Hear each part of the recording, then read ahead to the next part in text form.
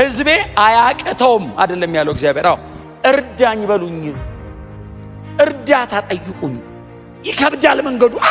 እርዳኝ፣ ኑ ለምኑኝ፣ ኃይል እሰጣለሁ፣ ጸጋ እሰጣለሁ፣ የሚያስፈልገውን ሁሉ አቀርባለሁ። ለምኑኝ። ትችላላችሁ አይደለም ያለው እግዚአብሔር። አግዛችኋለሁ። በአጋጣሚ ምሮጠህ መጥተህ ሊሆን ይችላል። ድንገትም እግር ጥሎሽ ገብተሽ ሊሆን ይችላል።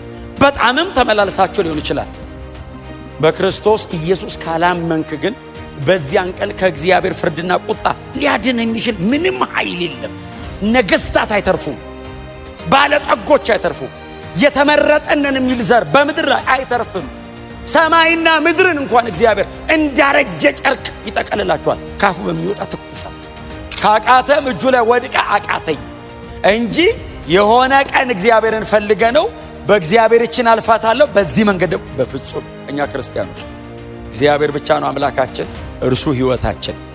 ብንሞት እጁ ላይ ያዋጣል። ምንም እኮ ነው ማንችለው። በጣም ከራውንም በጣም ክብሩንም እኮ ነው ማንችለው። ለዛ እኮ ነው መሃል አድርጎ ነው የሚያኖረን። አንችል በዚህ በተዋረደው አካል ስንሰበርም በቃ እግዚአብሔር ትቶኛል ብለን ጧት እንጸልያለን። ምሳሳት ብድግስ ያደርገን እንደኔ ማን የኔስ ልዩ ነው የሚል እኛ እንደሚመስለን አይደለም። እግዚአብሔር ቃሉ እንደሚለው ነው።